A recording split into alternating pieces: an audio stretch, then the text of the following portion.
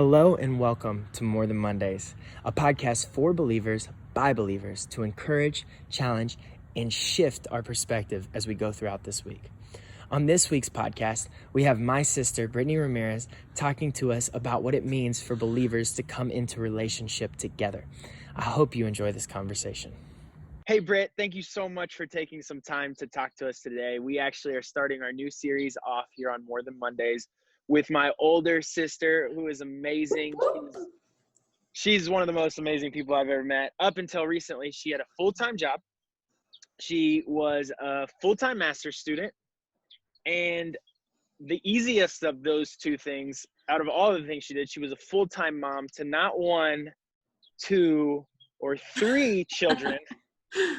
But if you count all of the foster children, 31? A whole lot. A whole lot. And her and her husband live in Oklahoma City. They're amazing people. They're amazing. He's a pastor at Life Church, and she is the director of an organization called Whiz Kids. Britt, I'm going to let you share a little bit more about yourself. And also, before I let you share a little bit more about yourself, she has an amazing podcast herself called Becoming Fosters.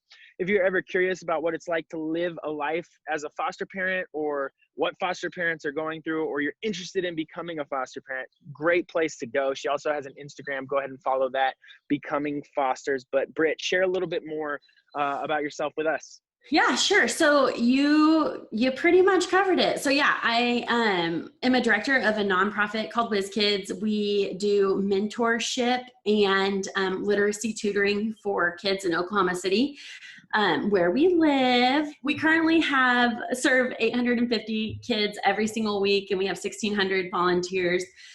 So it is such a fun job, and the impact is crazy big. And so it's fun to see God work in amazing ways. And then I just finished my master's in marriage, couple, family counseling. And so we'll be starting to get clients here shortly once I get a few things settled around me. Like Coop said, we currently have 5 kiddos, and it used to be a running joke, how many kids will Britanie, or not kids, how many babies will Britanie bring home from the hospital while she's in this master's program? And that number straight from the hospital got to 7. And so we're a little crazy. We kind of thrive in the chaos of that. And so that's kind of a little bit about me. I'm pastor's wife. Adrian is a pastor and a mom of 3 teenagers. And so I'm about to lose my mind because I've never done teenager things before. So yeah, that's about me.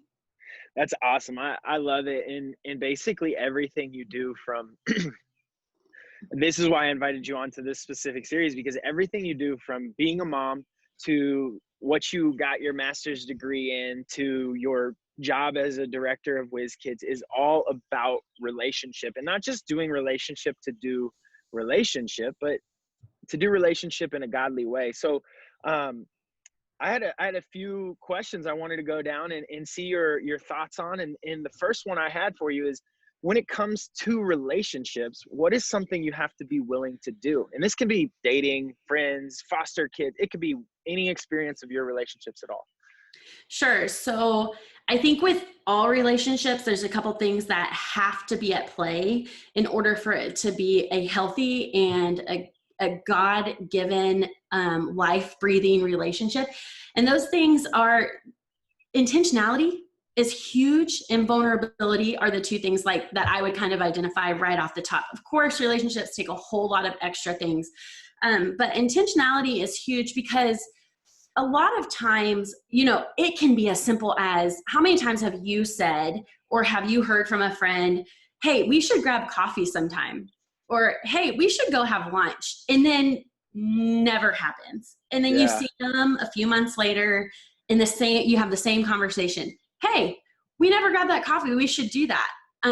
Intentionality would say, hey, I really want to grab coffee with you. What does your schedule look like next week? So being really focused and intentional about that relationship, because life is life, and we're busy, and we create busyness in our world. And so if you have the intentionality, like for example, one of the things I have in my calendar, I've time blocked everything in my calendar for my entire day because there's so much in a day for me. And so I've time blocked. So every Tuesday on my calendar up pops, it's called a portfolio lunch. It's for work. It's a relationship that I steward with a group of people that I've identified as key players in my workplace. And so it pops up every Tuesday. I have this portfolio lunch. So that pops up on my calendar. I see it. I make a phone call and say, hey, what do you think about going to lunch on Tuesday? But I've intentionally placed that time there so that I make sure that I'm capturing time with people. And then the other piece that I mentioned was vulnerability. I can't say nobody, but not a lot of people like to get to this real vulnerable place with other people. Mm-hmm. Yeah. We are guarded. We are selfish. We've been hurt. We have up walls. There are things that have prevented us from wanting to go to this vulnerable place with people. And that's in all relationships. That's in friendships. That's in boyfriend-girlfriend relationships. That's in marriage. That's in our foster care work. That's a huge one because, we're opening our entire world to people who we wouldn't necessarily do that with. They're strangers to begin with, and we have to put ourselves in a vulnerable place in order to create those relationships. And that uncomfortableness of meeting a biological parent for the first time, and the anxiousness that comes with that, we have to be able to lay ourselves down and be vulnerable in those moments and connect with them in a really meaningful way really quickly. And so we get lots of practice and vulnerability in that area specifically. I do want to hit something real fast that you mentioned about your portfolio lunch, and you have a time block in your schedule of intentionality. And I think it's so important and so misunderstood by us as people that seems almost like disingenuine. Like you could portray that as disingenuine, but in reality, it's intentional. Can you speak to the differences between like, oh, well, this person has to fit me into their schedule versus no, this person is intentionally placing me in their life schedule? Yeah. So yes, for sure. Like that's a real thing. My problem was, specifically speaking for me, my problem is I would get to the end of the month and I'd be like, I have not connected with people who I want to connect with this month. Yeah. So at the beginning of every year, I will sit down and I will write out what I want that year to look like for me. Like at the end of the year, I kind of pick a word of the year, sort of like that's how it kind of started. This is how I want to feel at the end of 2020. Like I'll identify what that is. This year it was intentionality. Like that was like purpose-driven intentionality. My problem is time passes and I don't pay attention. Like somehow it just gets lost on me. Yeah. And then, I've missed opportunities. And so for me, it was before I have a chance to miss the opportunity, it's in my calendar. And I don't do it just with relationships. Like I have every Thursday, there's a time on my calendar for 2 hours. It's called intentional focus time. That's where I don't take any phone calls. I don't check my email. I'm not in any meetings. I don't accept meetings. If a visitor comes into my office, I don't take any happenstance visitations. That time is for me to strategically sit down and focus. I have a time block in there for my podcast every week. I have time block in there for writing every week. So I think it's more so that I can capitalize on what I know that I will miss out on if I don't schedule those things in. And then I'm not just haphazardly picking somebody. These are people I want to cultivate relationship with. And so I make sure that when I come in that I've planned for that time as well in advance. Yeah. When I sit down with you or anybody else, I want you to feel like you have my undivided attention. I am not on my phone. I am not doing other things because I've planned for my time with you. I've taken care of everything else and I'm going to sit here with you so that we can connect. And I think that's really important. And that's kind of where that came from. So it may sound a little bit like flippant and like, that's just what she does. But with everything that I have going on, it was intentional and it came from a really good place in my heart. And I think it's so important. And I think we need to stop labeling it as, oh, they're just trying to fit me in, and saying like, no, they're intentionally giving me, they're so busy that they have to schedule everything out, but they're making time for me. And that's what we need to do. And something I refer to this a lot because it was really profound to me, but something Tracy said in the first episode is busyness and productivity aren't interchangeable, right? Yeah, I loved that. And so it was so powerful to see in being productive doesn't necessarily mean that your schedule is completely packed full to where you have to do that. If you're not in that place, that's okay. But if you are in that place and you want relationships to grow, like you're talking about, you have to be intentional. It's not being, oh, I'm going to fit you in, or I'm going to pencil this person. It's being intentional with growth of relationship. And then going a little bit deeper, you talked about vulnerability, and you talked about how we as people are a little bit more hesitant. We're a little bit more guarded. And there is some wisdom in that. The Bible tells us to guard our hearts. But for example, for people that I know and myself personally, I've gone through a lot of things that have really damaged my ability to be vulnerable in the past. You know, there's been some frustrations. There's been some things that happened to me and to people around us.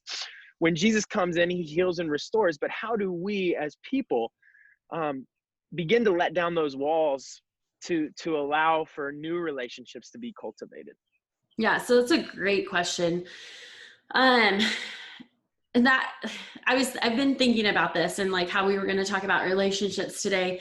And so one of the things I did was I started to think, you know how the Bible says that we need to love our neighbors as ourselves. And that's in Matthew 20 something, 22 maybe. My bad. I think it is Matthew 22. If I got that, I deserve like gold stars. For sure. But it's also in the Bible 7 other times. So it's in the Bible quite a few times, like to love your neighbor. And it was put in there as a commandment to us. And I think that like that kind of rubs off as like what we were just talking about, like me intentionally setting some time aside, like that can seem like routine and rules that I have to follow. And that can look the same. Like Jesus told us to love our neighbor as ourselves. Like that's something I have to do. It's not something that's I'm not always willing to do that. I'm not always wanting to do that. It's the same sort of thing, but we needed that as a commandment because we're not always good at that. Because the first piece of that is, what if you don't love yourself? What if I don't love me? What if, how am I supposed to love somebody if I don't know what that looks like for myself? And so I think it's really important, like to like going back to your question, I think that in a roundabout way, it gets back to that point of finding out, like seeking out what love is and coming to the realization that you are fully, unconditionally, deeply, without objection, loved by Jesus. Do you know what I mean? Yeah. And so once you get to that place where you're like, you have that realization, because like, we are unlovable. The reality is, like, if I look in the mirror and think about everything that I've done, think about the things that I haven't done, think about where I missed the mark, you can get yourself in this place where you're like, nobody can love me. Not even God can love this. Like, I am so messed up. And so I think that first piece is really an understanding of what love is and where that love comes from. And that you're the object of somebody's love. Like, I mean, seriously, like the object, like if there was nobody else here, nothing in Jesus's plan would have changed because you were the object of his love and why he came. So that's kind of, I hope that answered what you just asked. But before we can love others, we have to be able to receive that ourselves. Yeah, 100%. And I think it's so important because when you realize who you are, and I think if you haven't gotten the opportunity to listen to the identity series that we've done, I just really want to point you back to that. And the point is you can't really do anything else until you understand who you are. You know, you can't be unified as the body of Christ. You can't go into healthy relationships until you realize that you are deserving of healthy relationships, not because of what you've done, but because of how madly loved you are by Christ. And what you said is so important. You're the object of his love.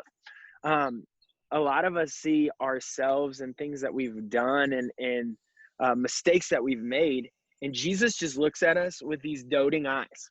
It's crazy to like think about it. It's like you see those memes that say, get yourself a man who looks at you like somebody looks at this dessert or whatever. You know what I'm talking about? Yep. Like that's how Jesus is constantly looking at you. He's constantly looking down. Even, here's the crazy thing, even in the midst of your sin, he's looking at you with love and compassion, just waiting for you to turn around. So you are worthy of love because he loves you already. It's done. It's said, it's set apart, it's there. And so when we understand that we're worthy of love, we can begin to love ourselves. And like you said, it starts there. If I'm going to truly be able to love my sister or my best friends or people that are close to me or people I'm interacting with, I have to love myself and I have to know who I am. And so when I realized that, when you realized that, how did that transition your ability to be more open with those around you? Yeah, I think what it really takes is this understanding that we were created to be in relationship. We were created to be in community, and we're not meant for isolation. And we are all right now like stepping out a little bit more, but we have been living in this isolated state for 2 months now. Yeah. That's not the way we were created to live. And I'm sure you can only imagine the reality of the impact on the mental health field right now because of that. So I think a lot of times what I was saying is we're meant for community, but a lot of times there are people who are like, that's not my personality. I would rather be at home. I'm a homebody. I think sometimes that's just, it's true. There are personalities who do like that. So I think some people have to work harder for it than others, than extroverts would have to work for it. But even me and even you, it's something we have to work for. So I think sometimes it's putting the action before the feeling. So I think a lot of times people mix those up. Well, I don't feel like doing that. I don't really feel like I am supposed to do that. I don't feel like I have that calling. But the reality is you do, whether you feel it or not. We've been called to live in community. Yeah. So I think sometimes it's taking some action steps before the feelings are there, and then the feelings will follow. So I think it is one of our family mottos has been and always will be, see a need, fill it.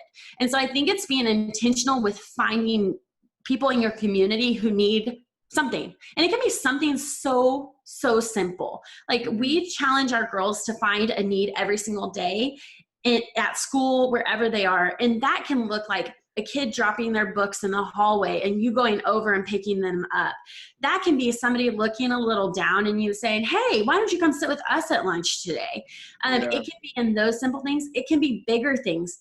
For example, if we look back at foster care, it can be going, oh my gosh, I just saw on Facebook that you're getting a placement today. Do they have a new pillow? Do they have a toothbrush? Can I bring your family dinner? It can be doing those things it can be large needs that you just see, but also intentionally looking for things that you can fill. In the small steps, your eyes will begin to be open because the Lord will begin to show you more. He's showing you currently. We just don't always pay attention. But you'll be more aware and be able to meet those needs. And then your heart will start to turn towards that because you'll realize the joy that comes from that connection that was there. Yeah, I love that. And I'm currently in the middle of a book. It's more about unity, but she talks about relationship in it and how if we are looking for commonalities, we will most likely, the research suggests that we will begin to like each other. Right. So if we're looking for differences, it's going to be easier for me to not like you if I only see the differences between you and me. That's a no-brainer. But if I force myself to look for commonalities, there's a common ground. And she talks about this a little bit more in the book, that common experiences create a more sense of security, even to the point where if I'm to see you across the room at church, but never talk to you, or at a grocery store, never talk to you, I'm more likely to gravitate towards you in a crowd of people than I would towards anybody else that I've never seen before, because I have this common experience of being in church or being in a grocery store with you versus anyone else that's around me. And so for us, we need to make sure that we're not trying to find common or differences. We're identifying commonalities in even more than just commonalities, common experiences. How can we help share in these experiences? And one thing that you said that was so key, and it's such a kingdom concept that as believers, we need to begin to follow. We have to begin to say it, is our actions lead our feelings. It's not the other way around. And honestly, as a master's student, I'm sure you heard this. I heard this from my teachers all the time. If you wait till you feel like you want to read, you'll never get the reading done. So if you wait until you feel like you want to make connections, if you wait until you feel like you need a friend, if you wait until you feel like you need community, it's too late. And not that it's ever too late. You can go make friends, you can go make community, sure. But if I'm in desperate need of a friend to come talk to me, and I haven't been able to be vulnerable and open up to people and have these relationships with people, like that will be damaging in the moment where I'm like, man, I really need a friend to talk to me right now because I'm really struggling with X, Y, or Z. Well, now you feel the need for a friend, but you haven't taken the steps to have a friend that you can lean on in these moments. Yeah. And like you said, we are community-driven beings. We need to be in community. So thank you so much for sharing that. Yeah. Something you said that I want to touch on is looking for those common experiences or commonalities between the two of you. The differences are automatic. Like they jump out at us, just like I've been talking about this a lot with the quarantine. There's so many negatives. Like you just open your eyes and there's negatives all around. And so you have to be intentional there again to look for those commonalities. And I think that's really key, because to be real honest, Adrian, my husband, and I did not like each other when we met. We didn't. Like there were not commonalities that I wanted to even begin to look for when we first met, because the differences are so much more obvious. And so I love that you brought up the reality that like we have to find ground in that common area, but we have to be intentional and be looking for those things too. Yeah. And so that kind of brings us to what my last question was, and we kind of answered it together there, which was just simply like, what would you tell someone who is struggling to build relationships? And personally, I think we both just landed on the same thing. We would encourage them to build common experiences, commonalities between people that they're looking at to be their friends. Is there anything else that you want to add to how can I build a relationship with people when I'm struggling to do so? Yeah, I think one of the other key things is putting yourself in situations where you can find those people and being wise about where you're landing. Mm-hmm. So, I could go to a bar and I could drink a few beers at the bar with somebody who's drinking a few beers and create a relationship of some sort. But is that going to further my relationship with the Lord? Is that going to make me a better person, by sharpening me? Is that going to be a relationship where if my world is starting to crumble, are they going to be the one I want to call? And maybe for some people, the answer to that is yes. However, there are lots of other places, how many pastors have we heard say, show me your friends, I'll show you your future. And as cliche as that sounds, it's so good, because the reality is who we surround ourselves with or who we are going to grow with and become next to. And so I think it's really a wise statement to make wise decisions with your friends. Mm-hmm. And we're walking through this with our kids right now. Like you have to be wise with who you put in your circle. You have to be wise with who you're going to get vulnerable with, because we talk about intentionality, we talk about vulnerability, but that doesn't mean our circles are huge. Jesus' circle wasn't huge. Jesus had his 3 closest friends. He had his 12 next layer of friends. Like he went in layers. And so we're to learn from that and be wise in our decisions. We're not going out here and, spewing all the things that we what our life has looked like up to this point, just to anybody who wants to listen in the neighborhood. Yeah. You're making wise decisions. You're guarding your heart. And in that same, like, it's like this, like, pool that you have to kind of go back and forth with, because you have to guard your heart, but you have to be vulnerable at the same time. And so just being really wise and keeping your eyes and engaging deeply in your relationship with the Lord will help you make those decisions. Yeah, that's so key. I mean, it's so cyclical and it's so key. It starts with Jesus and it ends with Jesus. If you want good friends, have great intimacy with the Lord, because then you're going to see people that may have different belief systems than you in the way their theology is, but they're Christians. So like my examples would be like a Baptist and a Methodist. They're not Christians just because they're different denominations, but we can butt heads with them if we're not careful. So it's wisdom in the Holy Spirit. It's following who is actually following Jesus. Who am I going to put in my close circle? Who has God given me? Because God has given relationships, not just, I hear people talking all the time, like marriage, God's going to bring me my spouse. Let me tell you a quick secret. God is going to bring you your friends too. And the cool thing about that is Jesus in the Bible, I've read this a few times, and Jesus on his life on earth, 33 years, his entire time, he displayed two relationships to us. He displayed the relationship between him and the Father and him and his friends. He didn't get married. And the only times he really talked about marriage were when he was saying when it was okay to become separated from your wife. And then Paul goes on to explain what marriage is supposed to represent, which is Christ and the church in that relationship. So really, Jesus wants you to have great friends and a great relationship with the Lord, even before he's saying, all right, here's your spouse. And I think that's so key, so intentional. Thank you so much, Britt, for spending some time with us. But before we let you go, will you give us one piece of encouragement that you have for everybody for the rest of the week?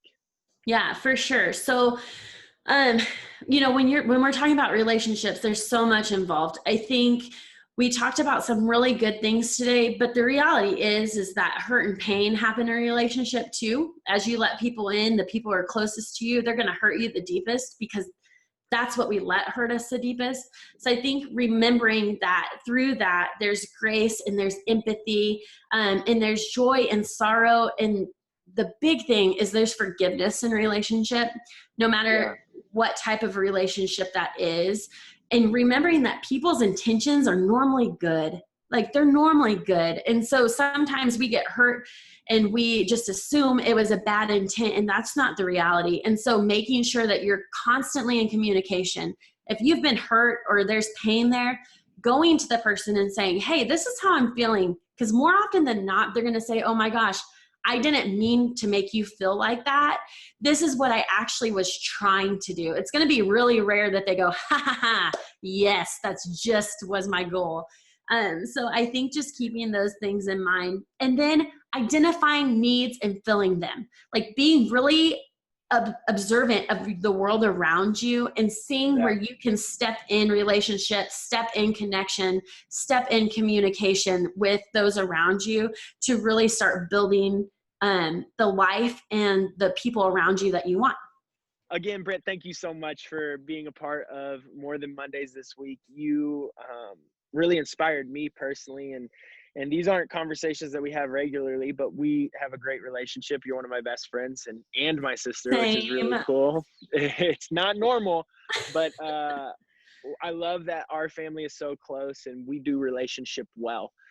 So I appreciate the time that you spent with us here on More Than Mondays. I appreciate the encouragement, and just really want to encourage people out there. The two last things that she said is the people closest to us can hurt us because we allow it to happen, but understand forgiveness, grace, and mercy are what the people deserve, because that's what Jesus gave you in your close relationship to him. And also, if you see a need, fill a need. It's so important to love those around you. Britt, thanks so much again for being a part of More Than Mondays this week. Love you. Love you too, Britty. Bye. Bye. Thanks for tuning in to More Than Mondays. I hope this conversation encouraged, challenged, and helped shift your perspective as you begin this week. Don't forget to like and subscribe so that you can get our newest episodes every week.